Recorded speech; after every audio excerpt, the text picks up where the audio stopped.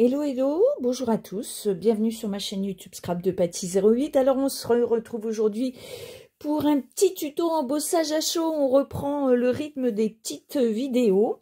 Et là je vais vous faire découvrir des poudres iridescentes. Alors vous allez voir, elles sont blanches. Et vous allez voir, c'est l'effet waouh quand on va les embosser. Donc, j'ai une rouge, une bleue et une argentée. On y va. Je vous montre ça tout de suite. Donc, comme d'habitude, matériel de base, la Versamark, un tampon, bien sûr, et l'embosseur thermique. Donc, comme d'habitude, je profite de ces petites vidéos pour faire mon nuancier. Donc, je vous montre ça de suite. Donc, on va utiliser la bleue. Allez, c'est parti. Donc, comme toujours, on voit dans la référence éventuellement les caractéristiques de la poudre. Donc, c'est toutes celles qui sont rajoutées Pearl, P-E-A-R-L à la fin de la couleur et qu'elles sont blanches, vous obtiendrez le même résultat qu'on va voir là d'ici quelque peu. Je vous laisse patienter encore un petit peu. Et donc là, c'est une régular, c'est une poudre de caractéristiques standard, la plus usitée. Donc, comme d'habitude, mon petit tampon qui me sert de nuancier. Une feuille de brouillon, toujours, pour récolter vos poudres, les excès de poudre. Donc, on y va. Donc, vous voyez, elle est blanche. Elle est toujours blanche. Donc, les excédents.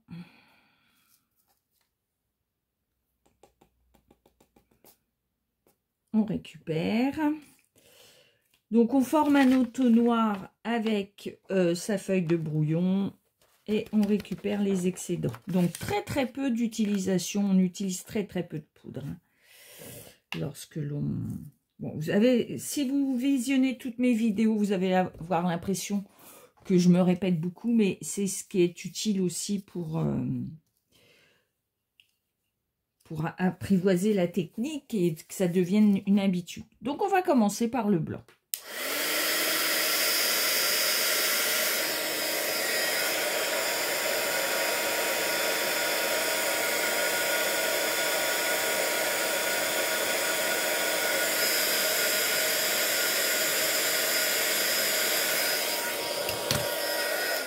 Donc, rien d'extraordinaire, du blanc qui devient blanc. Bon, effectivement. Ensuite, on va prendre sur le fond noir. Alors, j'aurais peut-être dû utiliser mon coussin antistatique. Bon, c'est tout. Alors, je maintiens ça et vous allez voir.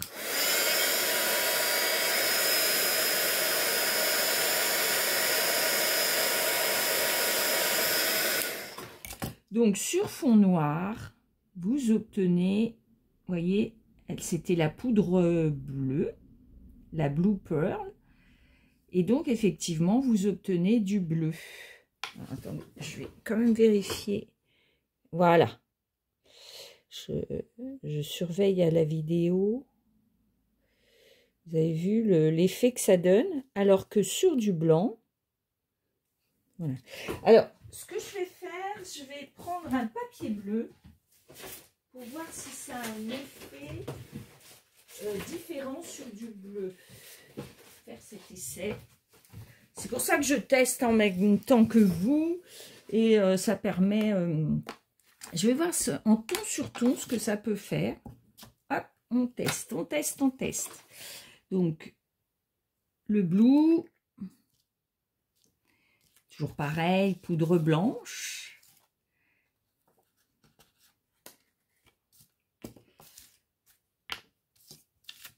On fait l'entonnoir. En fait, bon, après, ça deviendra des automatismes. Et une fois que vous avez apprivoisé la technique, plus facilement vous mettez à la reproduire, à le faire, etc. Plus facilement, parce que c'est vrai, quand on appréhende un peu, on a du mal à sortir son matériel, que là, voilà. Alors, on y va?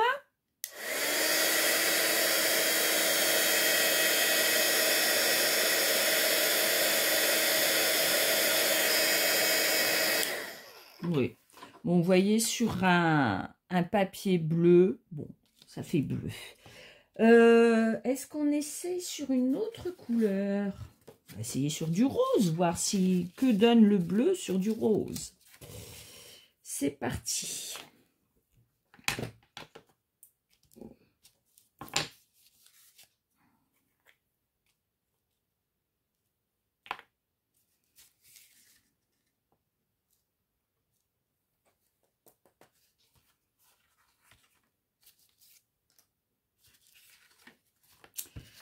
Alors,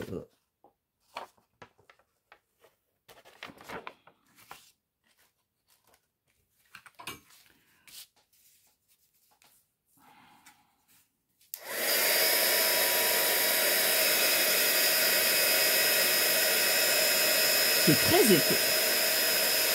C'est finalement très étonnant cette poudre parce que en fait, bah, sur du rose, sur un autre papier que du bleu, en fait, pour voir vraiment la teinte, il faut un papier noir. Voilà.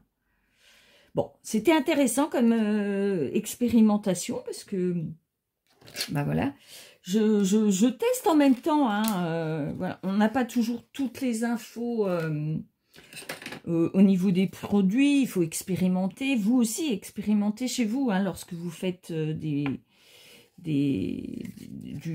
l'embossage. Hein, testez, vous allez découvrir. C'est en testant qu'on découvre certaines techniques et qu'on s'en souvient lorsqu'on veut les réutiliser. Bon, alors, voilà pour le bleu. On va tester les deux autres. Alors, j'ai un argent. On va voir ce que ça donne pour l'argent. Alors, a priori, ça va faire la même chose. On comparera les blancs quand même, hein, tout de même. Voir si le fait que la poudre qu'il y a dedans est différente. Et j'ai encore oublié d'utiliser. C'est pas comme ça qu'on fait. Hein. Je monte pas le bon chemin. Normalement, donc sur du papier noir, idéalement, on passe le coussin antistatique pour éviter qu'il y ait des poudres. Là, on est dans, j'ai testé pour vous, donc vous voyez aussi mes erreurs. Allez, on commence par le blanc, parce que c'est ce qui est le moins surprenant.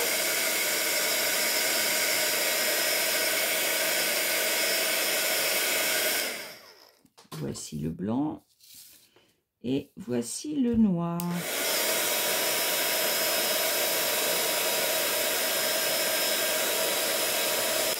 Vous voyez, quand votre embosseur est chaud, ça va assez vite. Hein. Alors, c'était la couleur Silver. Hein. Je vais vous remontrer la référence, pardon.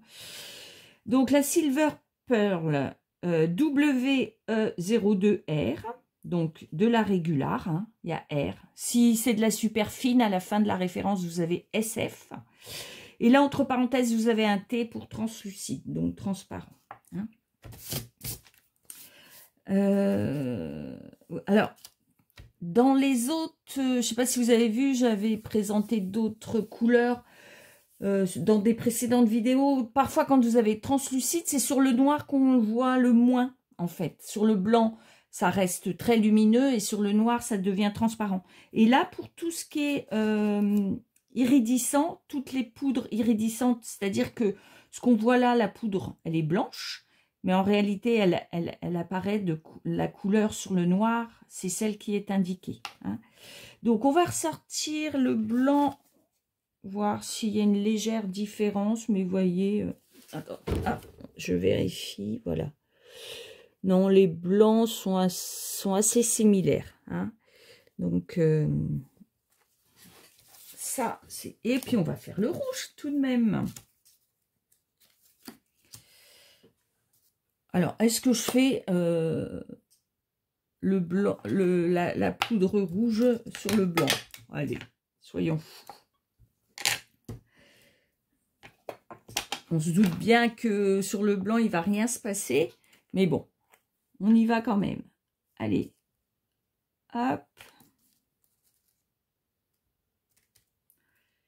Voilà, elle est vraiment... Ah bah voilà, il faut tapoter aussi. On pense à tapoter derrière pour évacuer toutes les petites... petite poudre excédentaire. Alors, on va...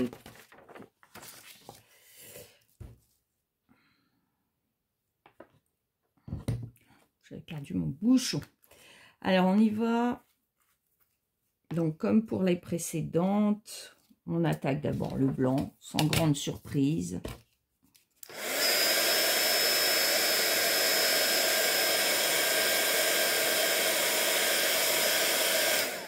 Il ne se passe pas grand-chose. Après, c'est un joli blanc. Hein. Pour celles qui n'ont pas de la poudre blanche, pourquoi pas. C'est un joli blanc.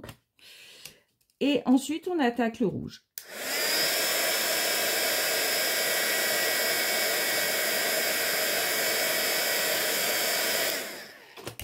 Alors, je vous mettrai les autres couleurs disponibles. Et vous voyez que j'ai... Voilà, voici pour la Raid. Et donc, la référence, celle-ci, donc WE09R. Voilà. J'espère que cette petite vidéo, j'ai testé pour vous, vous a plu. Donc, je vais essayer d'en refaire encore quelques-unes. J'ai plein d'idées pour vous montrer. Ah si, je voulais faire un test. J'y ai repensé. Je voulais... Alors, je le ferai que sur le noir, hein, bien sûr, parce que je voulais... alors, qu'est-ce que... Je vais prendre une boîte...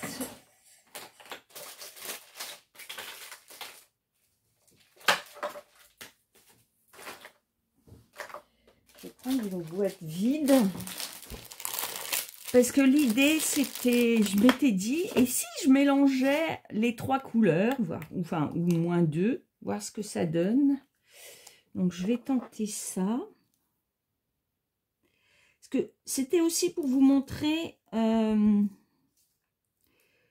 peut faire ses propres mélanges. Ça, c'est possible avec les poudres Wo. Il suffit que vous ayez... donc là, j'ai mis de la rouge. Je vais mettre de la bleue. Puis on va bien voir. Est-ce que ça va faire une poudre violette ou est-ce que ça va vous faire du bleu et du rouge? Alors, on y va.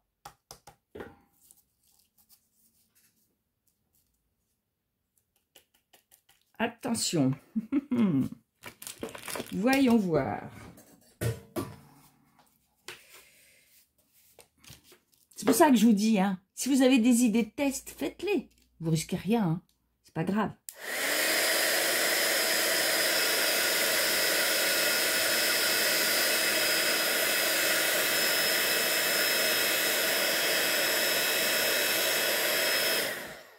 Et ben voilà. Donc, on va faire des petites comparaisons. On a la bleue et la rouge. Et voici lorsqu'on mélange les deux. Vous voyez? Donc, c'est possible et ça vous fait une nouvelle... ça vous permet d'avoir une nouvelle poudre, finalement. En sachant que les contenants sont largement suffisants. Comme je dis toujours, vous allez pouvoir léguer vos poudres à embosser sur plusieurs générations. Donc, n'hésitez pas à faire des tests. À jeter si c'est raté, c'est pas grave. Mais vous voyez, c'est aussi intéressant le côté mélange des poudres. Et vous verrez par la suite, je vais faire d'autres vidéos où je vais mélanger des poudres. Alors, Donc là, il me reste, je vais pas les remettre hein, dans le pot. Ça, c'était dans une des précédentes, c'est peut-être bien dans mes déballages de Colis Keepers où je vous montrais les différents petits contenants vides qu'on pouvait utiliser, parce que l'idée, c'est de retrouver des contenants pour faire soit des partages entre copines de couleurs, soit pour vos mélanges. Voilà. Donc, si dans cette vidéo, vous avez appris des choses, si ça vous a plu, les petits pouces solaires, comme toujours, n'hésitez pas à vous abonner, à cliquer sur la cloche, à partager ces astuces, ces vidéos avec vos amis scrapeuses ou pas. Et puis, je vous retrouve très vite avec une nouvelle vidéo. J'ai plein d'autres idées à vous montrer avec l'embossage à chaud. À très vite. Bye bye.